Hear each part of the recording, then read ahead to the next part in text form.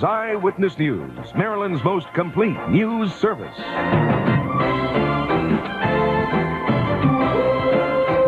With Don Scott and the Eyewitness News team.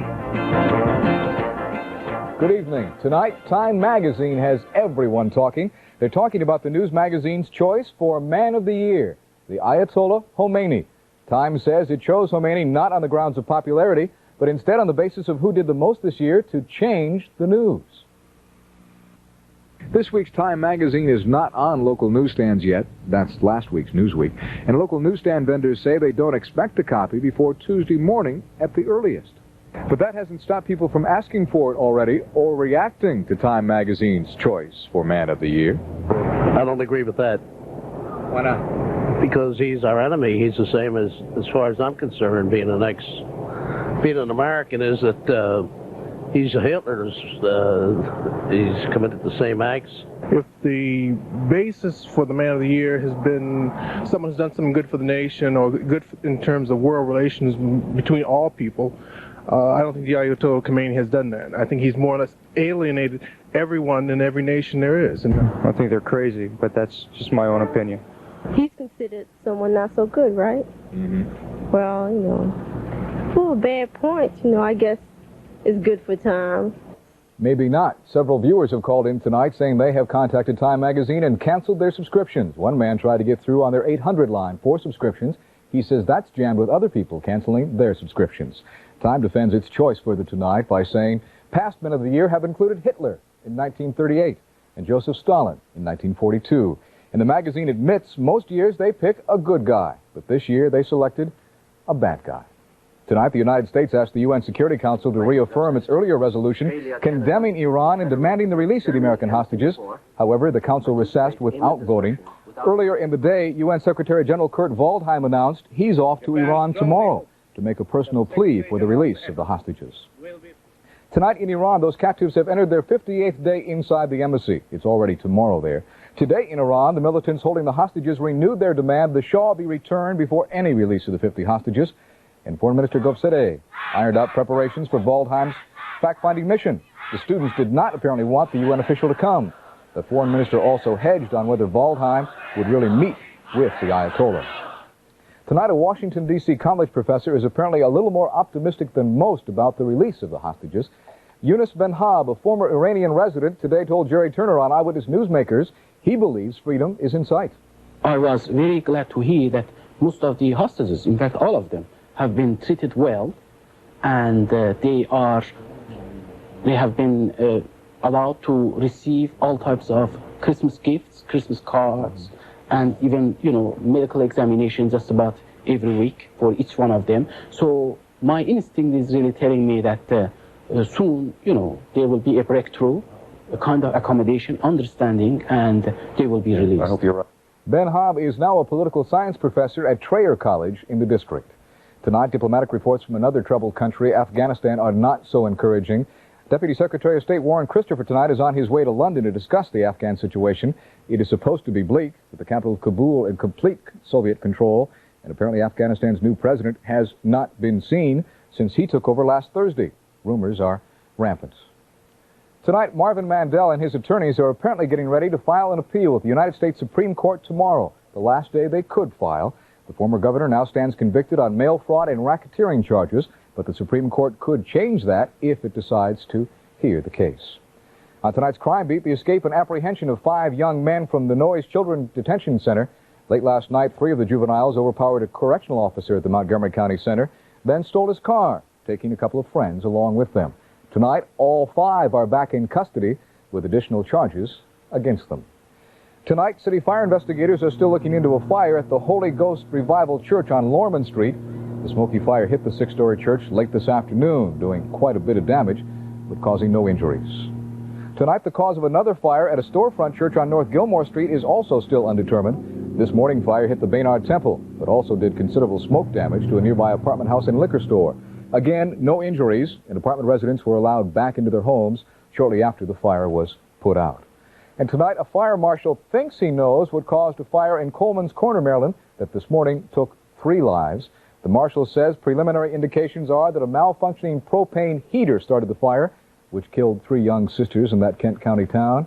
The girls were apparently left alone in the house, their mother in the hospital. There was a special service at the Cathedral of Mary Our Queen today. The service had to do with the Catholic Church's new emphasis rather than the new year. This service culminates a month-long prayer vigil in the Catholic Church in Maryland, a vigil observed by Catholic churches all across the country, in one designed to end this, the last Sunday of the old year. The prayer vigil isn't just because this is the beginning of a new year or a new decade. It's because 1980 is going to be the year of the family. The Catholic Church has become concerned over its ever-increasing divorce rate and has tried to turn this trend around now by paying special attention to the family this past month and in the upcoming year. And today's service was special to drive home that idea.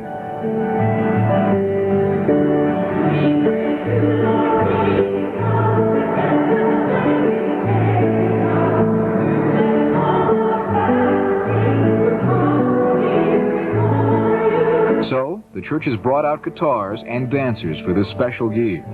But will all this really make any difference to the average Catholic family? Instead, I talked to the Balbier family after today's service. I think it's important that this year has just been set aside just to recognize the family, the importance of the family.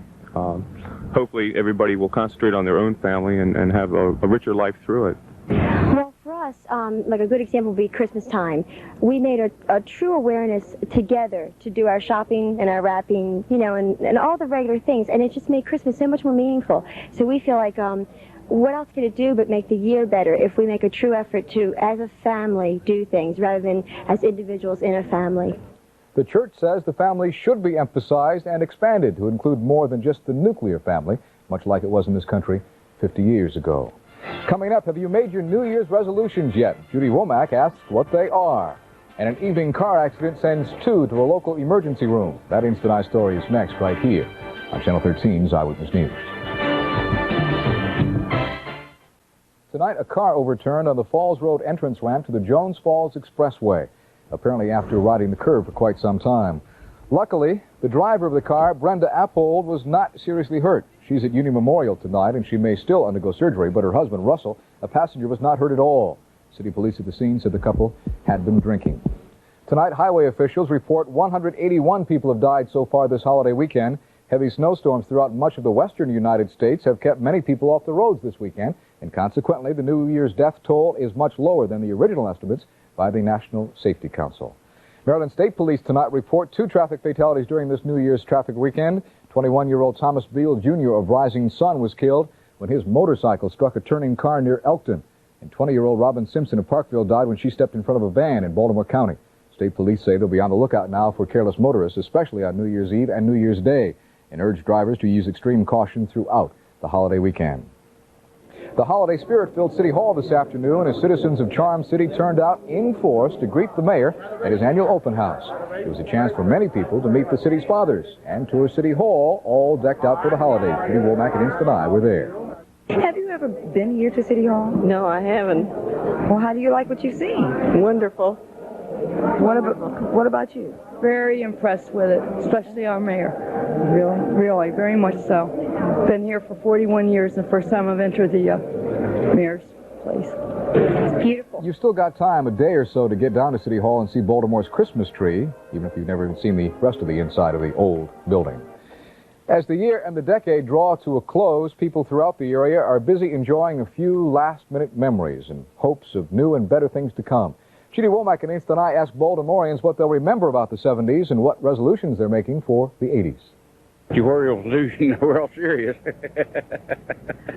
Probably moving to Baltimore. Why? Why do you say that? Well, it was so thoroughly unexpected, and it's been so full of surprises, I guess. I don't make any. I don't have none to make. Got to live better this year and next year than I did this year. I'm going to be more on time for work. Usually I have problems getting up in the morning. Yes, I really have a New Year's resolution. I'm going to try to be a very good girl from now on to everybody. Do you think you'll succeed? I hope so. I'm going to try very, very hard. And our own Judy Womack has a few thoughts about what the past year has meant to her and what she hopes the new year will bring. I will remember the 1970s this way. Undaunted reporter Judy Womack standing out in the weather, which right now is pretty bad. And the live instant eye report where some people are concerned in the area of Cross Country Boulevard. Judy? Oh, boy, Jerry, it is really rough out here. My umbrella blew away. I'm soaking wet. I can barely see. I've been shocked by the microphone at least 3 times. But I have a few New Year's resolutions, or at least wishes, for the 1980s.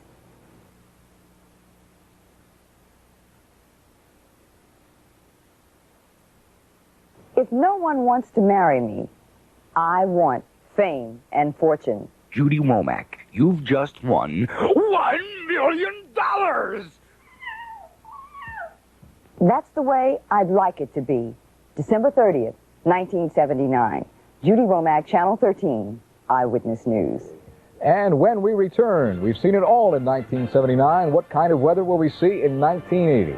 Well, Marty Bass peeks in the new year with his 5-day forecast, which is exclusive from AccuWeather, next right here on Channel 13's Eyewitness News. Marty Bass, and 1979 is certainly going out very, very nice. Don Scott, and you're right. Here, look, Don. What are you doing? Hold my phone. And listen, it was an unbelievable day. I didn't say show it, I said hold it. I was sticking in my coat, and the news director go, looks like you've got a brick in your pocket. Hey, listen, 1979 is going to go out in style. This weekend, fantastic. Can't beat it with a stick. Tomorrow afternoon, it's going to be nice once again, looking for warm temperatures. Tomorrow night, though, we had been forecasting it might not be too good. Right now, that forecast is brightening. I'll show you all that in just a second. Right now, on Television Hill, it is 44 Celsius after a high today of 60 degrees in the city. Humidity is 48%. Winds are from a westerly direction now at 7 miles an hour. Barometric pressure, though, is starting to fall now at 29.88. The old Winston Hour was out tonight. A beautiful spring evening. It's too bad it's December. A very, very nice night tonight. Very clear night. Very little winds to blow the trees, blow the lights off the trees. Just a very nice night. Very little haze. Very nice night. What more could you ask for? I'll tell you, a nice night tomorrow night. So the mayor's bash down at the Inner Harbor doesn't get ruined like it has been in the past 2 years. And there's a possibility it might not. Right now, the live sky is showing us nothing. Our normal ground clutter pattern, just very clear scan throughout the state. No heat inversions. A very calm night weather-wise. Temperature-wise, it's a little chillier tonight than it has been the past couple of nights, but still not really too bad if you consider 30 degrees in Oakland. Well, this is the last day of the year. Usually they'd be a lot colder now. 30 out in Oakland, 33 in Salisbury, rather chilly, 40 degrees now in Rosedale. Northwesterly winds on the bay, 10 to 20 with a 1 to 2 foot wave chop. Let's look at this satellite. You'll be able to see this huge storm system down to our south. All these clouds down here come out of a low pressure system over Georgia and a cold front that sweeps on out in the Gulf of Mexico. Now, we have been talking that this thing could very possibly get out into the ocean, into this area, intensify a little bit, move up the coast, and give us a mini nor'easter. In other words, we'd have some rains coming off of it, and if the temperatures got cold enough, we might have a couple of snow flurries. To be honest with you, that is still the forecast, but unofficially, trying not to commit ourselves, right now it looks like it's not going to get as organized as we thought, meaning it's going to meander up the coast and very possibly not give us hardly anything at all. To tell you the truth, I'm just, you know me, folks. I'm not going to stand out here to lie to you. Right now, data is insufficient, but everything is leaning towards this aspect of, hey, it might not be as bad as we thought it would be. This time tomorrow night, we know it's going to be up around the North Carolina Peninsula, if you want to call it that. We are going to be getting some effects. It is going to be rather cloudy. We could almost rule out this 1 in 10 chance of snow flurries we've been talking about. We could almost do that. We could almost rule out our chance of showers. So if you're planning on going down to the Inner Harbor tomorrow night, hey, I would make full steam plans and go on down there and, you know, kick in the new year right. It looks like things are going to work out, but then again, it might not. Let's lean toward it. Let's look at the exclusive AccuWeather 5-day forecast. I'm just going to go out on the limb. What the heck? I've been doing it all year. Why stop now? Tonight, maybe down to 26 in the suburbs, up to 34, down to 34 in the city. Let's get it tomorrow. Here's the way I've got it on the board. It's going to start out relatively nice, cloud up, possible snow flurry. Whew. Go out on the limb, Marty. Go on down to the Inner Harbor. Forget it. I think it's going to be all right. 48 degrees. Tuesday, though, I could guarantee you're going to see some rain. 45. Clearing Wednesday. Thursday should be nice. 45 and 42. Friday, though, another system coming out from the west should move in. Give us some clouds. 43 degrees. 39 degrees. Mostly sunny skies tomorrow morning. Please drive safely. Don? Okay, Marty. Thank you. It's been a nice year. It's been a great year. I'll see you next year. Okay. Bye-bye. Tomorrow is the last day of 1979, but for most it is not a holiday. Here's a list of what's open and closed for the next 2 days. On Monday, banks will be open along with federal, city, state, and county offices. Mail will be delivered and trash collected. On Tuesday, banks will be closed, as will all government offices. There will be no mail delivery nor trash collection. And most county schools will reopen on Wednesday. The city schools open next Monday. And to help bring in the new year, the city's planned a huge Inner Harbor bash. There'll be a giant light show in the sky and, of course, a big band playing Old Lang Syne, along with plenty of champagne, not to mention Channel 13's own Jerry Turner. So if you prefer a quiet New Year's Eve at home, you can watch the Inner Harbor Party live right here on Channel 13 at midnight. Still ahead, there's an upset in Big Dallas. Randy Blair has the tales, and the Steelers roll on. Randy has all of tonight's sports next right here on Channel 13's Eyewitness News. Randy Blair, and was it the curse of RB that did it to Dallas? It may have been, you know. It's been haunting people for years. I can't help but get excited this time of the year. Yeah. You know, things are winding down, and teams are starting to think of Super Bowl, and boy, dreams of the Super Bowl dancing in the heads of the Los Angeles